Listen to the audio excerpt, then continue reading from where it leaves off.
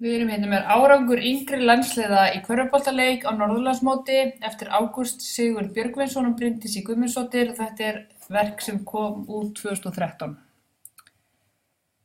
Við ætlum að lesa áhugahvöt og það er á blaðsíðu 12.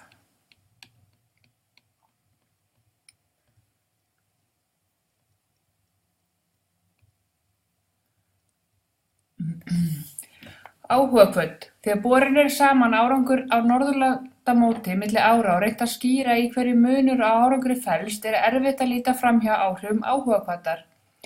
Án áhuga næst takmarkaður árangur. Flest, ef ekki allir, sem hafa þjálfað íþróttum hafa velt fyrir sér hvort og hvernig sé hægt að auka áhuga hjá þeim íþróttamönnum sem þeir þjálfa. Margir þjálfarar telja sig hafa einhver svör við þessum spurningum og nota margs konar leiðir til þess að kalla fram áhuga hjá sínum leikmönnum eða með misgóðum árangri. Ljóst er að erfitt getur reynst að skapa nægilega áhuga hjá íþróttamönnum til þess að gera það sem þjálfarinn í það minnsta telur nauðsynlegt sé að gera, til þess að ásættanlegur árangur náist. Einnig þekkja flestir sem hafa stundað íþróttir að áhugi er breytilegur milli leikja og tímabila. Hvað veldur slíku er oft erfitt að koma auga á. En hvað er áhugahvöt? Hvað hefur áhrif á hana og hvernig má auka hana? Áhugahvöt er flókið fyrirbæri sem hægt er að skoða frá ótalmörgum hliðum. Í þessum kafla er ætlunin að leitast við að skilgreina áhugahvöt og fjalla hvernig hún birtist og síðan, en ekki síst, reyna að benda á hvernig hægt sé að auka áhugahvöt hjá íþróttamönnum. Ekki er ætlunin að fjalla kenningar áhugahvatar, umfjöllun þessa þætti mun þó ekki vera tæmandi en vonandi varpar skýrari mynd á áhugahvöt, fyrirbæri sem er afskaplega mikilvægur þáttur í frammistöðu íþróttamanna. Hvað er áhugahvöt? Áhugahvöt er vilji til að reyna á sig með því að sýna ákveðna viðleitni og til að ná tilteknum markmiðum við tilteknar aðstæður. Af þessu má því sjá að styrkur áhugahvatar stýrir atferli okkar. Við gerum frekar það sem við höfum áhuga á. Áhugahvöt kemur hvað greinilegast fram í viðleitni okkar til þess að uppfylla grunnþarfir okkar. Manneskjan gerir það sem til þarf til þess að borða, drekka og sofa. Eftir því sem þörf okkar fyrir þessum grunnþáttum eykst, þar að segja því svengri sem við verðum, eða þyrstari og þreyttari eykst áhugahvöt okkar. Eftir því sem áhugahvöt okkar eykst, því markvissari verður hegðun okkar í átt að þörfum. Dæmi hvernig áhugahvöt birtist hjá íþróttamönnum er þegar atvinnumenn eru með lausasamninga og eykst áhugahvöt þeirra til að sýna að þeir séu þess virði að fá nýjan eða annan samning. Annað dæmi hvernig áhugahvöt birtist hjá íþróttamönnum er úr Járnkarlinum með Hawaii 1997 þegar Cian Welch og Wendy Ingram skriðu í mark á endasprettinum. Í Járnkarlinum þarf að synda 3,8 km, hjóla 108 km og hlaupa heilt maraþon eða 42,2 km. Á endasprettinum þegar rétt 100 metrar er í mark eru þær Ingram og Welch gjörsamlega örmagna og drifnar áfram af innri áhugahvöt og á endanum skríða þær yfir marklínuna þrátt fyrir að vera ekki í ástandi til þess að hreyfa sig yfir höfuð og hefur verið löngu hættar keppni ef áhugahvötin hefði ekki verið eins sterk og raunbar vitni. Í þessum tveimur dæmum hefur áhugahvötin mikil áhrif á hegðun. Mikilvægt er að átta sig á því að áhugahvöt er á mjög stóru bili sem þýðir að áhugahvöt getur verið mjög lítil, mjög mikil og allt þar á milli. Því er ekki hægt að flokka áhugahvöt með því að segja hún sé til staðar eða ekki.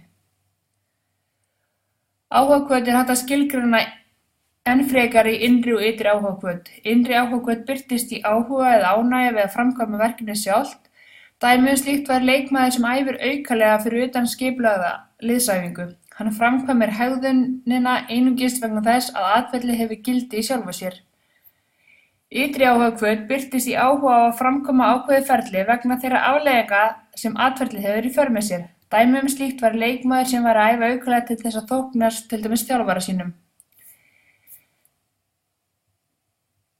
Tengsl er á milli innri og ytri áhugahvatar. Þekkt rannsókn var gerð 1969 þar sem tengslin voru könnuð. Edward Deci skoðaði þá hversu miklum tíma þátttakendur í rannsókn hans, sem voru börn, myndu verja því að leika sér í svokölluðum sómapúslum. Þátttakendur voru settir inn í herbergi þar sem margvísleg afþreying var í boði og var sómapúslið einn valmöguleiki til afþreyingar. Mældur var sá tími sem börnin léku sér við púslið. Hægt er því að segja að innri áhugahvöt hafi verið stjórnað þeirri hegðun því að ekki fengu þeir verðlaun né styrkingu fyrir að nota sómapúslið. Þetta sómapúslið svona eins og þrautalausna dæmi. Á seinni stigum rannsóknarinnar var börnunum veitt umbun fyrir þann tíma sem þau vörðu við að leika sér við púslið. Því lengri tíma sem þau vörðu, því meiri umbun. Þetta leiddi í ljós að sá tími sem þátttakendur vörðu við púslið minnkaði hjá þeim sem höfðu háa innri áhugahvöt til þess að púsla þegar reynt var að auka ytri áhugahvöt. Vegna þessa er æskilegt að fara varlega í að auka áhugahvöt með umbun þegar innri áhugahvöt er mikil. Þessi vitneskja ytri og innri áhugahvöt virðast þjálfarar, stjórnarmenn og foreldrar almennt ekki hafa í íþróttahreyfingunni á Íslandi og líklegast víðar. Fjölmörg dæmi það að þessir aðilar reyna að auka ytri áhugahvöt íþróttamanna með bónusum, loforðum og utanlandsferðir ef sigur vinnst og einhvers konar verðlaunum þegar innri áhugahvöt íþróttamanna í raun og veru nægileg. Slíkt getur dregið úr innri áhugahvöt sem ekki getur talist gott. Þannig að ytri verðlaun getur dregið úr innri áhugahvöt. Hvað hefur áhrif á áhugahvöt? Fjölmargt hefur áhrif á áhugahvöt en vert að nefna 3 mikilvæg atriði: trú á eigin hæfni, umbun og refsingu og eignun. Trú á eigin hæfni er trú á eigin getu til þess að skipuleggja og framkvæma það sem nauðsynlegt er til þess að takast á við ákveðnar aðstæður. Augljós tengsl eru því á milli áhugahvatar og trú á eigin hæfni. Eftir því sem trú okkar á að við getum framkvæmt ákveðinn hlut minni er áhugahvöt að jafnaði minni. Hægt er að taka dæmi úr leik í körfuknattleik sem í járnum til að skýra þessi tengsl. Ef að lið hefur tækifæri á að skora sigurkörfuna og einn leikmaður hefur litla sem enga trú að hann geti hitt boltann með körfuna þá er áhuginn á því að taka síðasta skoti lítill. Á þessum tímapunkti leiksins verður því áhugahvöt hans til þess að taka síðasta skoti lítill sem engin að því gefnu að áhugahvöt leikmannsins til að vinna leikinn sé einhver. Umbun og refsing hefur einnig áhrif á áhugahvöt þá aðallega á ytri áhugahvöt. Allar lífverur og þar með talið manneskjan hafa tilhneigingu til þess að endurtaka hegðun sem henni er umbunað fyrir. Tengslin við áhugahvöt eru því þannig að ef einstaklingurinn hefur ekki nægilega áhugahvöt þá er hægt að auka hana með því að umbuna honum fyrir þá hegðun sem markmiðið er að auka áhugahvöt gagnvart. Tökum sem dæmi leikmann sem augljóslega þarf að auka styrk sinn. Viðkomandi hefur hins vegar litla áhugahvöt fyrir styrktaræfingum, það er að segja að honum finnst leiðilegt að lyfta. Innri áhugahvöt er því ekki til staðar. Byrja þyrfti að styrkja ytri áhugahvötuna. Í þessu tilfelli var því hægt að umbuna leikmanninum á einhvern hátt fyrir það að fara að lyfta, til dæmis með hrósi eða verðlaunum sem honum sjálfur þykir eftirsóknarverð. Eins og áður segir þá er manneskja líklegri til þess að framkvæma hegðun sem hefur jákvæðar afleiðingar í för með sér. Líklegra er því að leikmaður þessi endurtaki lyftingaræfingu vegna þess að sú síðasta hafði jákvæðar afleiðingar. Refsingar hafa líka áhrif á áhugahvöt líkt og umbun. Sambandið milli refsinga og áhugahvötar er þó flóknara heldur en milli umbunar og áhugahvötar. Ekki verður farið í allar hliðar sambands refsinga og áhugahvatar hér enda væri það efni í sérstaka ritgerð áhrif refsinga á áhugahvöt. Þriðja atriðið sem vert er að nefna er eignunarkenning. Eignunarkenning fjallar það hvernig við útskýrum orsakasambönd, hvernig útskýrum við af hverju okkur gengur vel eða illa til að gera tiltekna hluti. Eignum er hægt að skipta í 3 þætti, innri þætti á móti ytri þáttum, stöðugum þáttum á móti óstöðugum þáttum og stjórnarlegum þáttum á móti óstjórnarlegum þáttum. Best er að útskýra þessa þætti með dæmum. Hægt er að útskýra sigur í körfuboltaleik á margan hátt. Dæmi skýringu á sigri væri að andstæðingurinn væri svo lélegur, sem væri þá ytri þáttur, dómarinn dæmdi með okkur, sem óstöðugur þáttur, og að liðið var einstaklega heppið í leiknum, sem óstjórnarlegur þáttur. Hvernig íþróttamenn skýra frammistöðu sína út frá þessum þáttum hefur bein áhrif á áhugahvöt. Ef leikmaður útskýrir laka frammistöðu með því að hann sé klaufi, lélegur og óheppinn með eindæmum, mun það hafa neikvæð áhrif hans á áhugahvöt til þess að æfa sig enn frekar.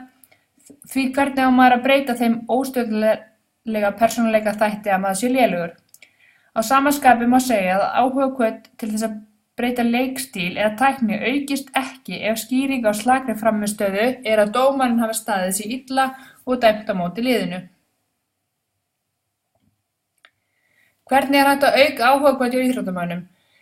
Það er eitt stærsta hlutverk þjálfara að skapa og auka áhuga íþróttamanna sína.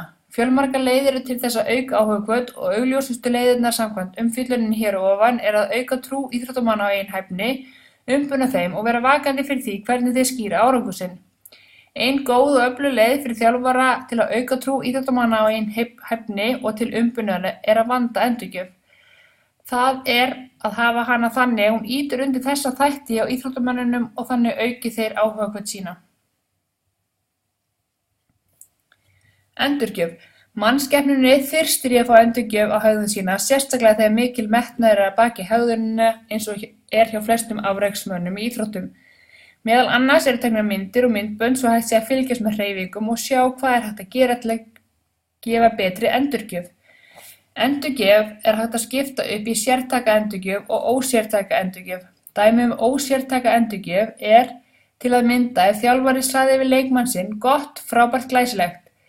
Þegar ósértæk endurgjöf er gefin er ekki sagt hvað sé gott eða slæmt, heldur bara einhver hegðun hafi verið góð eða slæm. Betra er að nota sértæka endurgjöf en ósértæka því að í henni felst skilaboð hvaða hegðun það var sem var góð eða slæm. Dæmi sértæka endurgjöf getur verið þegar lýst er hvað sé gott eða slæmt eins og góð sending, því lýst betur hvað sé gott eða slæmt eins og til dæmis þegar sagt er góð sending. Ef að auki er lýst betur hvað sé gott við sendinguna er endurgjöfin orðin mun betri fyrir vikið þar sem íþróttamaðurinn fær leiðbeiningar nákvæmlega hvaða hegðun það var sem var æskileg. Í íslenskri rannsókn sem gerð var á endurgjöf til ungra knattspyrnumanna kom í ljós að þeir fengu sérstaka endurgjöf juku frammistöðu sína meira en þeir sem fengu eingöngu ósértæka endurgjöf. Önnur rannsókn sem var gerð á ungum handknattleiksstúlkum sýndi einnig fram á að leikmenn sem fengu sértæka endurgjöf tóku meiri framförum en leikmenn sem fengu enga eða ósértæka endurgjöf. Jákvæð hvatning hefur hvað mest áhrif þegar ný hreyfing er að lærast. Jákvæð hvatning hefur minni áhrif á þann sem hefur náð fullkomnum tökum á einhverri hreyfingu heldur en þegar hreyfingin er fyrst að lærast. Fyrst þegar hreyfingin er að lærast er best að beita alltaf jákvæðri styrkingu þegar hreyfingin er rétt framkvæmd. Þegar viðkomandi hefur náð góðum tökum á hreyfingunni er heppilegast að nota óreglulega styrkingu þar sem gefið er óreglulegt hrós til dæmis í 1 af hverjum 5 skiptum þegar hreyfingin er framkvæmd rétt. Flestir þjálfarar notast við jákvæða og neikvæða hvatningu til að kenna, hvetja og ná til íþróttamanna sinna. Það er nokkrar aðferðir eins og áður segir til að breyta hegðuninni. Í fyrsta lagi, ef þú gerir eitthvað gott, er beitt jákvæðri hvatningu, þar sem verðlaun eða hrós, og viðkomandi reynir að endurtaka hreyfinguna vegna hvatningarinnar sem hann fékk. Í öðru lagi má segja að þegar einhver slæm hegðun á sér stað beitir þjálfari neikvæðri hvatningu eða refsingu og að viðkomandi íþróttamaður reyna að forðast það að hegðunin endurtaki sig eða þá að sú aðgerð sem við á. Phil Jackson hefur þjálfað lið sitt til 11 meistaratitla í NBA atvinnumannadeildinni í körfubolta í Bandaríkjunum sagði að hlutfall jákvæðra hvatningar á móti neikvæðri hvatningu væri 2 á móti 1. Íþróttasálfræðingar mæla eindregið með því að jákvæð hvatning sé notuð í hlutfallinu 5 á móti 1, enda hafa flestar rannsóknir á efninu bent til þess að árangursríkast sé að jákvæð hvatning sé notuð í 80–90% tilfella. Phil Jackson vill meina að það sé erfitt að finna tilefni til að finna 5 jákvæðra hvatninga á móti 1 neikvæðri og hann gerir sér þó grein fyrir því að leikmenn hans mun ekki hlusta jafnvel á hann ef eingöngu væri með neikvæðar hvatningar. Jackson telur að sérhver skilaboð væru áhrifameiri ef ýtt er undir sjálfsmat leikmannsins fyrst. Mikilvægt er fyrir þjálfara að skilja þá staðreynd að ekki allir geta orðið afreksíþróttamenn. Upplifun einstaklinga úr íþróttum, sérstaklega barna og unglinga, þarf að vera jákvæð.